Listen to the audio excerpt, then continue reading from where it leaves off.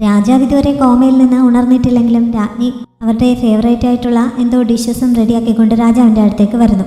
അവിടെ ഉണ്ടായിരുന്ന അസിസ്റ്റന്റ് മായയെ പുറത്തേക്ക് പറഞ്ഞയച്ചിട്ട് അവർ രാജാവിൻ്റെ അടുത്തിരുന്ന് അതിനെപ്പറ്റി പറയാൻ തുടങ്ങുന്നുണ്ട്. അവരിപ്പോൾ ഉണ്ടാക്കിക്കൊണ്ടുവന്നിരിക്കുന്ന ഈ ഐറ്റം കഴിഞ്ഞ 15 വർഷങ്ങളായിട്ട് അവർ കഴിക്കുന്നുണ്ടായിരുന്നില്ല. കാരണം ആ ഫുഡ് ഉണ്ടാക്കുന്നത് ഒരു പ്രത്യേക ഫെസ്റ്റിവൽ ദിവസമാണ്. ആ ഒരു ഫെസ്റ്റിവൽ അവിടെ ആഘോഷിക്കാനായിട്ട് കഴിഞ്ഞ 15 വർഷങ്ങളായിട്ട് രാജാവ് പെർമിഷൻ നൽകിയിരുന്നില്ല. 15 വർഷങ്ങൾക്ക് മുമ്പ് അങ്ങനെയുള്ളൊരു ഫെസ്റ്റിവൽ ദിവസമായിരുന്നു സൂയികയുടെ അമ്മ മരിച്ചത് എന്നുള്ളതാണ് അതിനുള്ള കാരണം. അതറിയാതെ രാജ്ഞി ഇതിനു മുമ്പ് ഒരു തവണ ഈ സ്പെഷ്യൽ ഐറ്റവും ഉണ്ടാക്കിക്കൊണ്ട് രാജാവിൻ്റെ അടുത്തേക്ക് ചെന്നിരുന്നു. പക്ഷേ അന്ന് അത് കഴിക്കാൻ തയ്യാറാവാതെ അദ്ദേഹം അത് തട്ടിക്കളയുകയാണ് ചെയ്തത്. രാജ്ഞിയോട് ഭയങ്കരമായിട്ട് ദേഷ്യപ്പെടുകയും ചെയ്തു. അതേപോലെ തന്നെ അദ്ദേഹം ഒരു ചെടി വൃത്തിയാക്കിക്കൊണ്ടിരുന്ന സമയത്തായിരുന്നു രാജ്ഞി അങ്ങോട്ടേക്ക് ചെന്നത്. രാജ്ഞി ആ ചെടിയിൽ തൊടാൻ സമ്മതിക്കാതെ രാജാവ് അവരുടെ കൈ തട്ടി മാറ്റി അവരുടെ കയ്യിൽ കയറി പിടിക്കുകയും ചെയ്യുന്നുണ്ട്. അന്ന് ഇതിൻ്റെയൊക്കെ അർത്ഥം എന്താണെന്ന് രാജ്ഞിക്ക് മനസ്സിലായിരുന്നില്ല.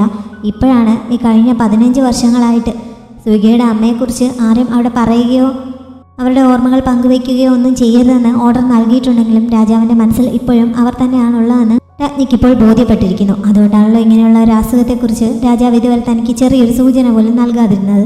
ഇപ്പോൾ രാജാവിൻ്റെ മുന്നിലിരുന്ന് അവർ കൊണ്ടുവന്നിരുന്ന ആ സ്പെഷ്യൽ ഐറ്റം എടുത്ത് കൊതി തീരുന്നത് വരെ കഴിക്കുന്നുണ്ട്. പിന്നെ ഭ്രാന്ത് പിടിച്ചതുപോലെ നിർബന്ധിച്ച് അദ്ദേഹത്തെയും അത് കഴിപ്പിക്കാൻ ശ്രമിക്കുന്നു. ഉറങ്ങിക്കിടക്കുകയായിരുന്ന അദ്ദേഹത്തിൻ്റെ വായിലേക്ക് അത് കുത്തിക്കയറ്റി അത് തിന്നാൻ അവർ അലറി വിളിക്കുന്നുണ്ട്. അപ്പോഴേക്കും ഈ ബഹളം കേട്ടുകൊണ്ട് അസിസ്റ്റൻറ്റും വേറെ കുറച്ച് സെർവൻസും പുറത്തു നിന്ന് ഓടി വന്ന് ഇവരെ ബലമായി അവിടെ നിന്ന് പിടിച്ചുകൊണ്ട് പോകുന്നു. ചെങ്ങാൻ പുറത്തൊരിടത്ത് നിന്ന് ഇത് കാണുന്നുണ്ടായിരുന്നു. അങ്ങനെ അവൻ അമ്മയുടെ പിന്നാലെ അവളുടെ മുറിയിലേക്ക് ചെല്ലുന്നു. രാജ്ഞി സ്വന്തം കൊട്ടാരത്തിൽ ചെന്നിട്ട് അവിടെ ഉണ്ടായിരുന്ന സെർവൻസിനെ എല്ലാം പുറത്തേക്ക് പറഞ്ഞയച്ച് ആകെ ഭ്രാന്ത് പിടിച്ചതുപോലെ അവിടെ ഇരിക്കുന്ന സമയത്താണ് ഷെങ്യാങ് അമ്മയുടെ അടുത്തേക്ക് ചെന്ന് അമ്മ വിഷമിക്കേണ്ട, അച്ഛൻ ഉണരുമെന്നാണ് ചേട്ടൻ പറഞ്ഞത്, അതുകൊണ്ട് സമാധാനമായിരിക്കാനൊക്കെ പറയുന്നുണ്ട്. പക്ഷേ രാജ്ഞിയുടെ വിഷമം ഇപ്പോൾ അദ്ദേഹം ഉണരാത്തതല്ല, ഉണർന്നു കഴിയുമ്പോൾ തങ്ങളുടെ അവസ്ഥ എന്താകുമെന്നുള്ളതാണ്. നീ സൂയികയെ സ്വന്തം ചേട്ടനെ പോലെ കാണുന്നുണ്ടെങ്കിലും അവൻ നിന്നെ ഇതുവരെ നിന്റെ അനിയനായിട്ട് അംഗീകരിച്ചിട്ടില്ല. നിന്റെ അച്ഛൻ മരിക്കാൻ വേണ്ടി കഴിഞ്ഞ കുറേ വർഷങ്ങളായിട്ട് അവൻ കാത്തിരിക്കുകയാണ്. നിന്റെ അച്ഛൻ്റെ മരണശേഷം അവൻ്റെ അമ്മയുടെ മരണത്തിന് അവൻ നമ്മളോട് പ്രതികാരം ചെയ്യും. പിന്നെ നിനക്കും എനിക്കുമൊന്നും ഒരു രക്ഷയും ഉണ്ടാവില്ല. നിന്റെ അച്ഛൻ മരിച്ചു കഴിഞ്ഞാൽ നമ്മളും ഉറപ്പായും മരിക്കും. നിന്റെ അച്ഛന് ഇതിനെക്കുറിച്ച് അറിയാവുന്നതാണ്. എന്നിട്ടും ഈ 15 വർഷങ്ങൾ ഇങ്ങനെ ഒരു അസുഖം ബാധിച്ചിട്ട് പോലും അദ്ദേഹം നിന്നെ ക്രൗൺ പ്രിൻസ് ആക്കാൻ തയ്യാറായിട്ടില്ല. അതുകൊണ്ട് അദ്ദേഹത്തിൻ്റെ മനസ്സിൽ നമുക്ക് സ്ഥാനമില്ല എന്ന് മനസ്സിലാക്കിക്കോണം. ഇനി നമുക്ക് ജീവിക്കണമെങ്കിൽ ഒറ്റ വഴിയേ ഉള്ളൂ. നിന്നെക്കൊണ്ട് മാത്രമേ നമ്മളെ രക്ഷപ്പെടുത്താൻ കഴിയുകയുള്ളൂ. നീ സൂയികയെ കൊന്നിട്ട് അടുത്ത രാജാവാകണം, എന്നാൽ മാത്രമേ നമുക്ക് ജീവിക്കാൻ പറ്റുകയുള്ളൂ എന്നൊക്കെ രാജ്ഞി അവനോട് പറയുന്നുണ്ട്. അവൻ ഇതിനൊന്നും സമ്മതമല്ലെങ്കിലും രാജ്ഞിയെ എതിർത്ത് ഒന്നും പറയാൻ പറ്റുന്നില്ല. പ്രൈം മിനിസ്റ്റർ ഓർഡർ നൽകിയതനുസരിച്ച് അയാളുടെ ചീഴക്കാരൻ ഇമ്പീരിയൽ ഹോസ്പിറ്റലിലെ മുഴുവൻ ഡോക്ടർമാരെയും ഒരു റൂമിൽ തടവിലാക്കിയിട്ട് എത്രയും പെട്ടെന്ന് രാജാവിനെ കോമയിൽ നിന്ന് ഉണർത്തുന്നതിന് ഒരു സൊല്യൂഷൻ കണ്ടെത്താൻ അവരോട് ആവശ്യപ്പെടുന്നു. അവരുടെ മെഡിക്കൽ ബുക്കുകളൊക്കെ ചെക്ക് ചെയ്യാനാണ് അവൻ പറയുന്നത്. അതിനുള്ള ഒരു വഴി കണ്ടെത്താതെ അവരെ ആരെയും അവിടെ നിന്ന് പുറത്തുവിടാൻ പോകുന്നില്ല എന്നും അവൻ ഓർഡർ നൽകുന്നുണ്ട്. ലിങ്ഫങ് ശ്രമിച്ചിട്ട് പോലും രാജാവിനെ ഉണർത്താൻ കഴിയുന്നില്ല. അപ്പോൾ പിന്നെ തങ്ങൾക്കത് എങ്ങനെ സാധിക്കുമെന്ന് ഒരു ഫിസിഷ്യൻ എഴുന്നേറ്റ് അവനോട് സംശയം ചോദിക്കുന്നുണ്ട്. അതിനുള്ള മറുപടിയായിട്ട് അവൻ അയാളെ തള്ളി ചതയ്ക്കുന്നു. അങ്ങനെ അയാളുടെ ബോധം പോകുന്നുണ്ട്. ബാക്കിയുള്ളവരോട് നിങ്ങൾ ആരെങ്കിലും മടിക്കുകയാണെങ്കിൽ നിങ്ങളുടെയും അവസ്ഥ ഇതുതന്നെ ആയിരിക്കും. ഇനിയിപ്പോൾ നിങ്ങൾക്ക് സാമ്പിളിന് ഒരാളായല്ലോ, ഇയാളെ ഈ കോമയിൽ നിന്ന് എങ്ങനെ ഉണർത്താൻ പറ്റുമെന്ന് ട്രൈ ചെയ്ത് രാജാവിന് വേണ്ടി ഒരു മരുന്ന് കണ്ടുപിടിക്കാനാണ് അവൻ ഓർഡർ നൽകുന്നത്. അങ്ങനെ അവർ ബുക്കുകളൊക്കെ പേടിയോടെ തിരയാൻ തുടങ്ങുന്നു. മാർക്കിസിൻ്റെ വീടിന് മുന്നിൽ ഒരു അമ്പ് വന്ന് തറയ്ക്കുന്നുണ്ട്. അതിലൊരു മെസ്സേജാണുള്ളത്. അങ്ങനെ അവിടെ ഉണ്ടായിരുന്ന കാവൽക്കാർ അത് യാവോയെ ഏൽപ്പിക്കുന്നു. മാർക്കിസ് നന്നായി ഭക്ഷണം കഴിക്കുകയും ഉറങ്ങുകയും ഒക്കെ ചെയ്യുന്നുണ്ട് എന്ന് ഇക്ഷ്യാവോയുടെ മെസ്സേജ് ആയിരുന്നു അത്. യാവോയ്ക്ക് അത് വായിച്ചപ്പോൾ ആകെ കലി കയറുന്നു. അവൻ്റെ ആൾക്കാർ 3 ദിവസമായിട്ട് മാർക്കിസിന് വേണ്ടിയിട്ടുള്ള തിരച്ചിലാണ്. പക്ഷേ അവിടെ മുഴുവൻ അരിച്ചു പെറുക്കിയിട്ടും ഇക്ഷ്യാവോ എവിടെയാണ് അദ്ദേഹത്തെ ഒളിപ്പിച്ചിരിക്കുന്നതെന്ന് അവർക്ക് ഇതുവരെ കണ്ടെത്താൻ സാധിച്ചിട്ടില്ല. ഇനി അവൻ്റെ മുന്നിൽ സൂയികയുടെ വീടിന് കാവലായിട്ട് അവൻ നിർത്തിയിട്ടുള്ള ആളുകളെ പിൻവലിക്കുക അല്ലാതെ വേറെ വഴിയില്ല. അവൻ അതിനുള്ള ഓർഡർ നൽകുന്നുണ്ട്. താൻ അങ്ങനെ ചെയ്തില്ലെങ്കിൽ ഇക്ഷ്യാവോ അച്ഛനെ ഉപദ്രവിക്കുമോ എന്നുള്ള പേര് കാരണമാണ് അവൻ അങ്ങനെ ചെയ്യുന്നത്. എന്തായാലും അങ്ങനെ സൂയികയുടെ വീടിന് മുന്നിൽ നിന്ന് അവൻ്റെ ആൾക്കാർ മാറിയതോടെ ഇക്ഷ്യാവോ അവിടെ എത്തി ഷുഗയെ മീറ്റ് ചെയ്യുന്നുണ്ട്. അപ്പോഴും അവൾ വിശദമായിട്ട് ഒന്നും പറയാതെ മുമ്പ് സൂയികയ്ക്കൊപ്പം അവൾ ആ ക്ലേ കൊണ്ടുണ്ടാക്കിയ അവൻ നൽകിയ പ്രതിമ ഷുഗയെ ഏൽപ്പിച്ചിട്ട് അന്ന് വൈകിട്ട് 3 മണിക്ക് സൂയികയോട് തന്നെ തനിച്ച് വന്ന് കാണാൻ പറയണമെന്ന് ആവശ്യപ്പെടുന്നു. എവിടെ വെച്ചാണ് കാണേണ്ടതെന്ന് ഷുഗ ചോദിക്കുന്നുണ്ടെങ്കിലും ഈ പാവം നൽകി കഴിയുമ്പോൾ എവിടെയാണെന്ന് അവന് മനസ്സിലായിക്കോളും എന്നവൾ പറയുന്നുണ്ട്. എന്നിട്ട് അവൾ ഉടനെ തന്നെ അവിടെ നിന്ന് പോവുകയും ചെയ്യുന്നു. പ്രൈം മിനിസ്റ്റർ ഈ സമയം അസിസ്റ്റന്റ് മായയെ രഹസ്യമായിട്ട് മീറ്റ് ചെയ്യുന്നുണ്ട്. രാജാവ് അടുത്ത ക്രൗൺ പ്രിൻസിനെ അപ്പോയിന്റ് ചെയ്യാനായിട്ട് രഹസ്യമായിട്ട് എന്തെങ്കിലും അറേഞ്ച്മെന്റ്സ് ഒക്കെ ചെയ്ത് വെച്ചിട്ടുണ്ടെങ്കിൽ അസിസ്റ്റന്റ് മായയ്ക്ക് എന്തായാലും അതിനെപ്പറ്റി അറിയാമായിരിക്കും എന്ന് പ്രൈം മിനിസ്റ്റർക്ക് അറിയാം. അതുകൊണ്ട് അയാളിൽ നിന്ന് എന്തെങ്കിലും ക്ലൂ കിട്ടുമോ എന്നറിയുന്നതിന് വേണ്ടിയിട്ടാണ് അദ്ദേഹം മായയെ വിളിപ്പിക്കുന്നത്. പക്ഷേ പ്രൈം മിനിസ്റ്റർ എത്ര ചോദിച്ചിട്ടും തനിക്ക് എന്തെങ്കിലും അറിയാമെന്ന് സമ്മതിക്കുന്നില്ല. അങ്ങനെയുള്ള കാര്യങ്ങളൊന്നും രാജാവ് തന്നോട് ഡിസ്കസ് ചെയ്തിട്ടില്ല എന്നാണ് അദ്ദേഹം പറയുന്നത്. അയാൾ സത്യം പറയാത്തതിൽ പ്രൈം മിനിസ്റ്റർക്ക് പ്രതിഷേധമൊന്നുമില്ല. പക്ഷേ പ്രൈം മിനിസ്റ്റർ മറ്റൊരു വാണിംഗ് അയാൾക്ക് നൽകുന്നുണ്ട്. ഇപ്പോൾ രാജാവ് ഇങ്ങനെ കോമയിലായ സ്ഥിതിക്ക് ക്രൗൺ പ്രിൻസിനെ തീരുമാനിക്കേണ്ടത് ഇദ്ദേഹത്തിൻ്റെ ഉത്തരവാദിത്തമാണ്. അതിന് ബാക്കിയുള്ള മന്ത്രിമാരെ കൂടി വിളിച്ച് കൂട്ടി അങ്ങനെ ഒരു തീരുമാനം എടുത്തു കഴിയുമ്പോൾ എവിടെയെങ്കിലും മുൻപേ തന്നെ രാജാവ് ഇങ്ങനെ ഒരു അറേഞ്ച്മെൻറ്റ് ചെയ്തു വെച്ചിരുന്നുവെന്ന് പറഞ്ഞ് അന്നേരം എന്തെങ്കിലും പേപ്പറുമായിട്ട് തൻ്റെ മുന്നിലേക്ക് വരരുതെന്ന് അയാൾ മായ്ക്ക് വാണിംഗ് നൽകുന്നുണ്ട്. സൂയികയുടെ വീടിന് മുന്നിൽ നിന്ന് തൻ്റെ ആൾക്കാരെ മാറ്റിയതിനു ശേഷം യാവോയ്ക്ക് ആകെ ടെൻഷനാണ്. ഇക്ഷ്യാവോ സൂയികയുടെ അടുത്തെത്തി തന്നെക്കുറിച്ചുള്ള വിവരങ്ങൾ പറഞ്ഞു കാണുമോ എന്നാണ് അവൻ്റെ ചിന്ത. അവനിങ്ങനെ അതിനെക്കുറിച്ച് ആലോചിച്ചുകൊണ്ട് നിൽക്കുന്ന സമയത്ത് സൂയിക അവനെ കാണാനായിട്ട് വരുന്നു. എല്ലാം അറിഞ്ഞുകൊണ്ടുള്ള വരവാണോ എന്ന് അവൻ ആദ്യം ഒന്ന് സംശയിക്കുന്നുണ്ടെങ്കിലും സൂയിക ഒന്നും അറിഞ്ഞിരുന്നില്ല. മാർക്കിസിനെ ആരോ തട്ടിക്കൊണ്ടുപോയ വിവരം അറിഞ്ഞ് അതിനെപ്പറ്റി ചോദിക്കാനായിരുന്നു അവൻ വന്നത്. തൻ്റെ സൈനികർ ആരെങ്കിലും അവൻ്റെ സഹായത്തിന് വിട്ടയക്കണോ എന്നും അവൻ ചോദിക്കുന്നുണ്ട്. പക്ഷെ അതിൻ്റെ ആവശ്യമില്ല. തൻ്റെ കീഴിൽ ഇമ്പീരിയൽ ഗാർഡ്സ് ഉണ്ട്, പിന്നെ തങ്ങളുടെ വീട്ടിലെ കാവൽക്കാരുമുണ്ട്. അവരെയൊക്കെ ഉപയോഗിച്ച് അന്വേഷണം നടത്തിക്കൊള്ളാം. ഇക്കാര്യത്തിൽ അവൻ ഇടപെടേണ്ട എന്നാണ് യാവോ പറയുന്നത്. പിന്നെ ഒരുപാട് കാലമായിട്ട് ഇങ്ങനെ ആർക്കിസായിട്ടൊക്കെ ഇരിക്കുന്നതുകൊണ്ട് ഒരുപാട് ശത്രുക്കൾ അച്ഛനുണ്ട്. അവരിൽ ആരെങ്കിലും ആയിരിക്കാം ഇത് ചെയ്തതെന്നും അവൻ സൂയികയെ പറഞ്ഞ് വിശ്വസിപ്പിക്കുന്നു. പിന്നെ തൽക്കാലം അച്ഛനെ രക്ഷപ്പെടുത്തുന്നതിന് വേണ്ടി തനിക്ക് കുറച്ച് സമയം ആവശ്യമാണ്. അതുകൊണ്ട് കുറച്ച് ദിവസത്തേക്ക് ഇമ്പീരിയൽ ഗാർഡ്സിൻ്റെ ലീഡർ സ്ഥാനം അവൻ ഏറ്റെടുക്കണമെന്നും യാവോ സൂയികയോട് ആവശ്യപ്പെടുന്നുണ്ട്. സൂയിക അത് സമ്മതിക്കുന്നു. അതിനുശേഷം യാവോ അവിടെ നിന്ന് പോകാൻ തുടങ്ങുന്നുണ്ടെങ്കിലും അവൻ ആകെ ആബ്സെന്റ് മൈൻഡ് ആണ് എന്ന് സൂയിക ശ്രദ്ധിക്കുന്നു. അങ്ങനെ അവൻ അതിനെപ്പറ്റി ചോദിച്ചപ്പോൾ യാവോ തൻ്റെ വാളൂരി സൂയികയ്ക്ക് നേരെ നീട്ടുന്നുണ്ട്. അവനിങ്ങനെ വാൾ ഉയർത്തിയത് സൂയിക നമ്പരിപ്പിക്കുന്നു. എന്നാലും അവൻ ക്ഷമയോടെ നിൽക്കുകയാണ്. ഞാനിനി ചെയ്യാൻ പോകുന്നത് എൻ്റെ അച്ഛനെ തട്ടിക്കൊണ്ടുപോയ ആളിനെ പിടികൂടി അവനെ ഇഞ്ചിഞ്ചായി വെട്ടി നുറുക്കാൻ പോവുകയാണ് എന്ന് പറഞ്ഞിട്ട് യാവോ തൽക്കാലം അവിടെ നിന്ന് പോകുന്നുണ്ട്. ഇങ്ങനെ ജീഷുവിൽ വിരുന്നൊക്കെ കഴിഞ്ഞപ്പോൾ ഷാജിങ്ങാനെ അവൻ്റെ അമ്മ ശരിക്കും വഴക്ക് പറയുന്നുണ്ട്. ആ വിരുന്നിൻ്റെ സമയത്ത് ഒരു സെർവൻറ്റിനെ അവൻ ഒരു കാരണവുമില്ലാതെ അടിച്ച് കൊല്ലാൻ ഓർഡർ നൽകിയിരുന്നല്ലോ. ഒരു ചെറിയ തെറ്റിന് ഇത്ര വലിയ ശിക്ഷ നൽകണമായിരുന്നോ? മന്ത്രിമാരൊക്കെ നിന്നെ ഒരുപാട് വിമർശിക്കില്ലേ എന്നൊക്കെ ചോദിച്ചാണ് അമ്മ അവനെ വഴക്ക് പറയുന്നത്. പിന്നെ വിരുന്നിന് വന്ന 1-2 മന്ത്രിമാരുടെ ഭാര്യമാർ മുമ്പ് ഷിയാങ് ധരിച്ചിരുന്നത് പോലെയുള്ള ഡ്രസ്സുകൾ ധരിച്ചിരുന്നതും അവർ ശ്രദ്ധിച്ചിരുന്നു. ഇനി അവന് ഷിയാങ്ങിനോട് വല്ല താല്പര്യവും ഉള്ളതുകൊണ്ടാണോ ഇങ്ങനെ മന്ത്രിമാരുടെ ഭാര്യമാരെ കൊണ്ട് അതേപോലെയുള്ള ഡ്രസ്സുകൾ ധരിപ്പിച്ചതെന്ന് അവർ സംശയിക്കുന്നു. ഷിയാങ്ങിനോട് അവൻ എന്തെങ്കിലും താല്പര്യം തോന്നിയിട്ടുണ്ടെങ്കിൽ അതങ്ങ് മനസ്സിൽ നിന്ന് കളഞ്ഞേക്കാനും അവർ വാണിംഗ് പോലെ പറയുന്നുണ്ട്. തനിക്ക് അങ്ങനെയൊന്നും തോന്നിയിട്ടില്ല എന്നാണ് ഷാജിങ്ങാൻ പറയുന്നതെങ്കിലും അമ്മ അവിടെ നിന്ന് പോയി കഴിഞ്ഞപ്പോൾ അമ്മ ഇങ്ങനെ തന്നെ വിലക്കിയതുകൊണ്ട് തന്നെ അവന് പ്രിൻസസിനോട് ഒരു താല്പര്യം തോന്നുന്നുണ്ട്. അവനിക്കാരൻ ബായിയോടാണ് പറയുന്നത്. സുഷയിൽ രാജ്ഞി ആകെ വിഷമിച്ച് ഫുഡൊന്നും കഴിക്കാതെ കിടപ്പിലാണല്ലോ. അതുകൊണ്ട് തന്നെ ഷെങ്യാങ് അവരുടെ മുറിയിൽ തന്നെ കൂട്ടിരിക്കുകയാണ്. ഈ സമയത്ത് പ്രൈം മിനിസ്റ്റർ അവനെ കാണാനായിട്ട് അങ്ങോട്ടേക്ക് വരുന്നുണ്ട്. അവൻ്റെ അമ്മയുടെ കണ്ടീഷനൊക്കെ ചോദിച്ചറിഞ്ഞ ശേഷം ഈ ഒരു കണ്ടീഷനിൽ അവൻ എന്താണ് ചിന്തിക്കുന്നത്, അടുത്ത രാജാവാകാൻ അവൻ റെഡിയായോ എന്നൊക്കെ പ്രൈം മിനിസ്റ്റർ അവനോട് ചോദിക്കുന്നു. പക്ഷെ താൻ ഇതുവരെ അങ്ങനെ ഒരു കാര്യത്തെപ്പറ്റി ചിന്തിച്ചിട്ടില്ല എന്നാണ് ഷെങ്യാങ് മറുപടി നൽകുന്നത്. ഇനിയിപ്പോൾ അത് ചിന്തിക്കേണ്ട സമയമായി. നീ രാജാവാകണമെന്നാണ് ഞാൻ ആഗ്രഹിക്കുന്നത്, നിനക്ക് എന്നെ സമ്മതമാണോ എന്നൊക്കെ പ്രൈം മിനിസ്റ്റർ അവനോട് ചോദിക്കുന്നുണ്ട്. അവൻ ഏറ്റവും കൂടുതൽ ബഹുമാനിക്കുന്ന ആളാണ് അവൻ്റെ മുത്തശ്ശനായിട്ടുള്ള ഈ പ്രൈം മിനിസ്റ്റർ. അതുകൊണ്ട് തന്നെ മുത്തശ്ശൻ്റെയും അമ്മയുടെയും ഒക്കെ ആഗ്രഹം പോലെ താൻ രാജാവാകാൻ തയ്യാറാണ് എന്ന് നിറകണ്ണുകളോടെ ആണെങ്കിലും അവൻ സമ്മതിക്കുന്നുണ്ട്. രാജ്ഞി ഇതെല്ലാം കേട്ടുകൊണ്ട് കിടക്കുകയാണ്. ഇത് കേട്ടപ്പോൾ അവർക്ക് ആശ്വാസമാവുന്നുണ്ട്. സുഗയെ യാവോയെ മീറ്റ് ചെയ്ത ശേഷം തിരികെ എത്തിക്കഴിഞ്ഞപ്പോൾ ഷുഗെ ഇക്ഷ്യാവോ നൽകിയ ആ പാവ അവനെ ഏൽപ്പിച്ചിട്ട് അവൾ പറഞ്ഞതുപോലെ പറയുന്നു. അവൾ ഇത്ര സീക്രട്ടീവായിട്ട് താനുമായിട്ട് മീറ്റ് ചെയ്യണമെന്ന് ആവശ്യപ്പെട്ടിട്ടുണ്ടെങ്കിൽ അത്രയ്ക്ക് പ്രധാനപ്പെട്ട എന്തെങ്കിലും കാര്യം ആയിരിക്കണമെന്ന് സുഗയ്ക്ക് മനസ്സിലാവുന്നുണ്ട്. എവിടെ വെച്ചാണ് മീറ്റ് ചെയ്യണമെന്ന് അവൾ പറഞ്ഞതെന്നൊക്കെ അവന് മനസ്സിലാവുന്നതിനാൽ അവൻ അവളെ കാണാനായിട്ട് അങ്ങോട്ടേക്ക് പോകുന്നു. അന്ന് അവർ ഒരുമിച്ച് ക്ലേ കൊണ്ട് ആ പാവ ഉണ്ടാക്കിയ ഷോപ്പിന് മുന്നിലേക്കാണ് അവൻ പോയത്. അവിടെ അവൾ ഉണ്ടായിരുന്നില്ല. പക്ഷെ അവൻ അവിടെ എത്തിയ സമയത്ത് ഇക്ഷ്യാവോ അങ്ങോട്ടേക്ക് ചെന്നിട്ട് ഇവിടെ നിന്ന് സംസാരിക്കുന്നത് സേഫ് അല്ല എന്ന് പറഞ്ഞ് അവനെ മറ്റൊരു സ്ഥലത്തേക്ക് കൂട്ടിക്കൊണ്ട് പോകുന്നു.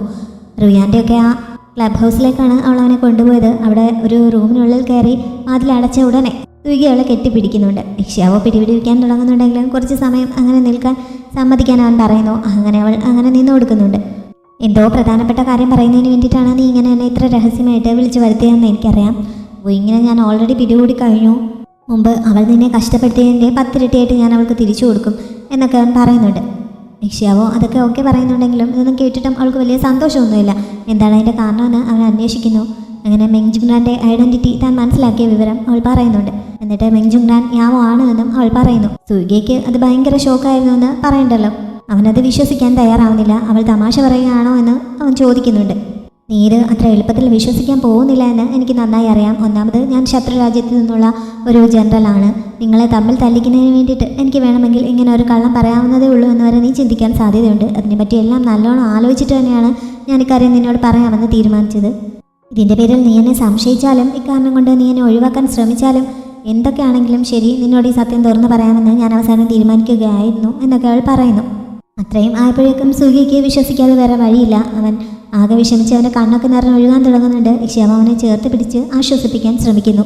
സുഖിക്ക് അതറിഞ്ഞിട്ട് അങ്ങനെ നിൽക്കാൻ പറ്റുമായിരുന്നില്ല. ഇപ്പോൾ തന്നെ ഞാൻ ഇതിനെപ്പറ്റി യാവോയോട് ചോദിക്കാൻ പോവുകയാണെന്ന് പറഞ്ഞാൽ പോകാൻ തുടങ്ങിയപ്പോൾ നീ ഇങ്ങനെ പെട്ടെന്ന് എടുത്തു ചാടിയൊന്നും പ്രവർത്തിക്കില്ല എന്ന് എനിക്ക് ആദ്യമേ തന്നെ വാക്ക് തന്നിരുന്നതാണ് എന്ന് അവൾ ഓർമ്മിപ്പിക്കുന്നുണ്ട്. താൻ അബദ്ധമൊന്നും കാണിക്കില്ല എന്ന് പറഞ്ഞ് അവളെ ആശ്വസിപ്പിച്ച ശേഷം സുഖി അവിടെ നിന്ന് പോകുന്നുണ്ട്. പ്രൈം മിനിസ്റ്റർ കോർട്ടിലെ ബാക്കിയുള്ള മന്ത്രിമാരെയെല്ലാം വിളിച്ചു വരുത്തിയിട്ട് ക്രൗൺ പ്രിൻസായിട്ട് ആരെയാണ് നിയമിക്കേണ്ടത് എന്നതിനെ പറ്റിയൊക്കെ ചർച്ച ചെയ്യുന്നുണ്ട്. പിന്നെ ആ വാർ മിനിസ്റ്ററുടെ സ്ഥാനം ഇപ്പോൾ ഒഴിഞ്ഞടക്കുകയാണല്ലോ. അവിടത്തേക്ക് അയാൾ ആദ്യമേ തന്നെ അയാളുടെ കക്ഷിയായിട്ടുള്ള ഒരാളെ നിയമിക്കുകയും ചെയ്യുന്നു. അത് കഴിഞ്ഞിട്ടാണ് ക്രൗൺ പ്രിൻസിൻ്റെ കാര്യം അവിടെ ചർച്ച ചെയ്യുന്നത്. എല്ലാവരും ഇപ്പോഴത്തെ രാജ്ഞിയുടെ മകനായിട്ടുള്ള സെക്കൻഡ് പ്രിൻസിനെയാണ് സജസ്റ്റ് ചെയ്യുന്നത്. ഒരാൾ മാത്രം സുഗിയുടെ പേര് പറയുന്നുണ്ടെങ്കിലും സുഗിയുടെ സ്വഭാവം വെച്ചിട്ട് അവനെ ക്രൗൺ പ്രിൻസ് ആക്കുന്നത് ശരിയല്ല എന്ന് ബാക്കിയുള്ളവർ വാദിക്കുന്നു. അങ്ങനെ ഏകദേശം ഷെങ്യാങ്ങിനെ തന്നെ ക്രൗൺ പ്രിൻസായിട്ട് നിയമിക്കാനുള്ള ഒരു തീരുമാനമൊക്കെ ഇവരെടുക്കുന്നുണ്ട്. സുഗി ഈ സമയം യാവോയെ കാണാനായി പോവുകയായിരുന്നു. യാവോ അവനെ പ്രതീക്ഷിച്ചതുപോലെ തന്നെ നിൽക്കുകയുമായിരുന്നു. ഇക്ഷ്യാവോ അവനോട് ഓൾറെഡി എല്ലാം പറഞ്ഞു കാണുമെന്ന് യാവോയ്ക്ക് അറിയാമായിരുന്നു. അതുകൊണ്ട് തന്നെ അവനെ കണ്ടപ്പോൾ നീ എല്ലാ സത്യവും അറിഞ്ഞിട്ട് തന്നെയല്ലേ വന്നിരിക്കുന്നതെന്ന് അവൻ ചോദിക്കുന്നുണ്ട്. പക്ഷെ അറിഞ്ഞതൊന്നും അപ്പോഴും സുഗി വിശ്വസിക്കാൻ തയ്യാറാവുന്നില്ല. എനിക്ക് നിന്റെ വായിൽ നിന്ന് തന്നെ സത്യം അറിയണമെന്ന് സുഗി പറയുന്നു. താൻ തന്നെയാണ് മെഞ്ചുങ്റാൻ എന്ന് യാവോ സമ്മതിക്കുന്നുണ്ട്. അതോടെ സുഗി ആകെ തകർന്നു പോകുന്നു.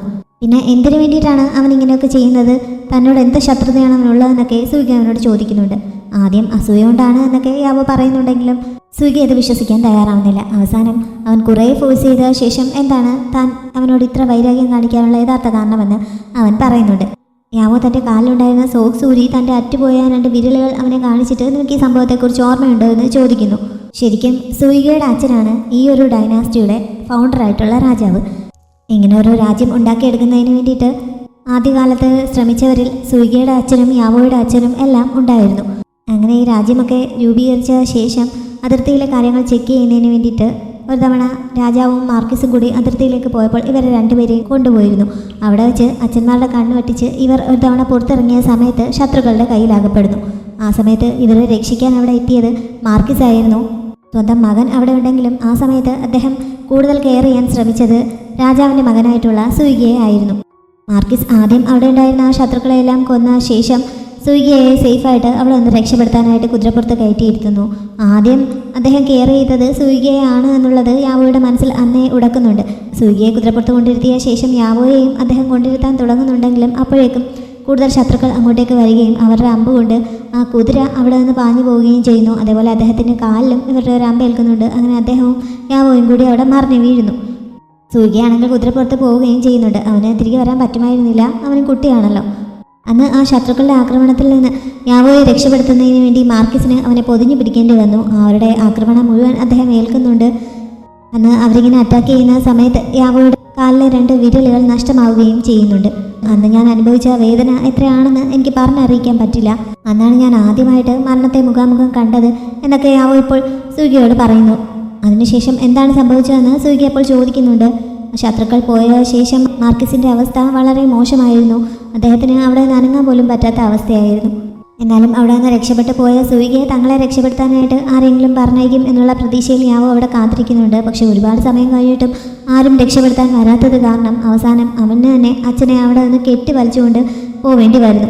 ശരിക്കും ഈ ഫൈറ്റ് നടന്ന സ്ഥലത്ത് നിന്ന് ആർമി ക്യാമ്പിലേക്ക് വളരെയധികം ദൂരമൊന്നും ഉണ്ടായിരുന്നില്ല. പക്ഷേ അന്ന് ഇങ്ങനെ അച്ഛനെയും വലിച്ചുകൊണ്ട് പോകുന്ന ആ സമയത്ത് ആ വഴിക്ക് ഒരുപാട് ദൂരമുള്ളതായിട്ട് അവന് ഫീൽ ചെയ്തു. ഇത്രയും ദൂരമുള്ള റോഡിലൂടെ ഞാൻ ഇതുവരെ നടന്നിട്ടേ ഇല്ല എന്നാണ് എനിക്കന്ന് തോന്നിയത് എന്നൊക്കെ യാവോ ഇപ്പോൾ അവനോട് പറയുന്നുണ്ട്. യാവോയുടെ ദേഷ്യത്തിന് കാരണം അന്ന് സ്വന്തം മകനായിട്ടുള്ള താൻ കൂടെ ഉണ്ടായിരുന്നിട്ടും തൻ്റെ സേഫ്റ്റിയെ പറ്റി ചിന്തിക്കാതെ അച്ഛൻ ആദ്യം സേഫ് ആക്കാൻ ശ്രമിച്ചത് സുഗിയെയാണ്. അതിന് കാരണം രാജകുമാരനായിട്ടുള്ള അവന് എന്തെങ്കിലും സംഭവിച്ചാൽ മാർക്കിസിൻ്റെ കുടുംബം മുഴുവനായി കൊല്ലപ്പെടും എന്നുള്ളതായിരുന്നു. പിന്നെ സുഗി ആദ്യം അവിടെ നിന്ന് രക്ഷപ്പെട്ടു പോയിട്ടും തങ്ങളെ രക്ഷപ്പെടുത്താൻ ആരെയും പറഞ്ഞയക്കാതിരുന്നത് എന്താണ് എന്നാണ് അവൻ്റെ രണ്ടാമത്തെ ചോദ്യം. ഇതിലെല്ലാം ഉപരി അവർ തിരികെ എത്തി അവരുടെ ഹെൽത്ത് ഓക്കെ ആവുന്നതിന് മുമ്പ് തന്നെ സുഗിയെ പ്രൊട്ടക്റ്റ് ചെയ്യുന്ന കാര്യത്തിൽ വീഴ്ച വരുത്തിയതുകൊണ്ട് മാർക്കിസിനെയും കുടുംബത്തെയും നോർത്തേൺ അതിർത്തിയിലേക്ക് നാട് കടത്തുന്നത് പോലെ പറഞ്ഞുവിടാനായിട്ട് രാജാവ് ഓർഡർ നൽകുകയും ചെയ്തു. വിഷമത്തോടെയാണ് മാർക്കിസ് ആ ഓർഡർ സ്വീകരിക്കുന്നത്. ഈ കാരണങ്ങളൊക്കെ കൊണ്ടാണ് അവന് സുഗിയോട് ഇത്ര വൈരാഗ്യം തോന്നുന്നത്. ഈ രാജ്യം ഉണ്ടാക്കാൻ ശ്രമിച്ചത് എൻ്റെ അച്ഛനും നിൻ്റെ അച്ഛനും ഒരുമിച്ചാണ്. പിന്നെ എന്തുകൊണ്ടാണ് നിൻ്റെ അച്ഛൻ മാത്രം രാജാവായത്, നിനക്ക് മാത്രം എന്തുകൊണ്ടാണ് രാജകുമാരനായതുകൊണ്ട് ഇത്ര പരിഗണന ലഭിച്ചത് എന്നൊക്കെയാണ് യാവോയുടെ സുഗിയോടുള്ള ചോദ്യങ്ങൾ. അവൻ പറഞ്ഞ് എങ്ങോട്ടാണ് പോകുന്നതെന്ന് മനസ്സിലായപ്പോൾ അവനോട് ഇത് മതിയാക്കാനായിട്ട് സൂര്യ ആവശ്യപ്പെടുന്നുണ്ട്. അന്ന് ക്യാമ്പിൽ എത്തുന്ന സമയത്ത് സൂര്യയ്ക്കും ബോധമുണ്ടായിരുന്നില്ല. അവൻ ഉണർന്ന ശേഷം ആദ്യം അന്വേഷിച്ചത് യാവോയെയും മാർഗീസിനെയും കുറിച്ചായിരുന്നു. നിങ്ങൾ സേഫായി എത്തിയെന്നാണ് അന്ന് അവർ എന്നോട് പറഞ്ഞത്. പിന്നെ ഞാൻ നിന്നെ കണ്ടത് 2 വർഷങ്ങൾക്ക് ശേഷമായിരുന്നു. ആ സമയത്ത് നിനക്ക് പ്രശ്നമൊന്നും ഉണ്ടായതായിട്ട് എനിക്ക് തോന്നിയില്ല. അതുകൊണ്ടാണ് ഞാൻ അതിനെപ്പറ്റി കൂടുതൽ ചോദിക്കാതിരുന്നതെന്നൊക്കെ സൂര്യ ഇപ്പോൾ പറയുന്നുണ്ട്. പക്ഷേ യാവോ അത് പറഞ്ഞ് മുഴുമിപ്പിക്കാൻ പോലും അവന് സമ്മതിക്കുന്നില്ല. നിന്റെ മനസ്സിൽ തോന്നിയതുപോലെ നീ അങ്ങനെ കാര്യങ്ങൾ വിചാരിച്ച് കൂട്ടിയാൽ മതിയോ? എൻ്റെ അച്ഛന് അന്ന് പറ്റിയ പരിക്കുകളുടെ വേദന ഇപ്പോഴും ഒരു ട്രോമ പോലെ പല രാത്രികളിലും അദ്ദേഹത്തെ വേദനിപ്പിക്കാറുണ്ട്. എന്നിട്ടും എൻ്റെ അച്ഛനെ എന്തുകൊണ്ടാണ് നിന്റെ അച്ഛൻ ഇവിടെ നിന്ന് നാട് കടത്താൻ ശ്രമിച്ചത്? അദ്ദേഹത്തെ അതിർത്തിയിൽ കഷ്ടപ്പെട്ട് ജീവിക്കാനായിട്ട് വിട്ടത് എന്തുകൊണ്ടാണ് എന്നൊക്കെ യാവോ വളരെ ദേഷ്യത്തോടെ ചോദിക്കുന്നുണ്ട്. സൂര്യയ്ക്ക് അതിനൊന്നും മറുപടി ഉണ്ടായിരുന്നില്ല.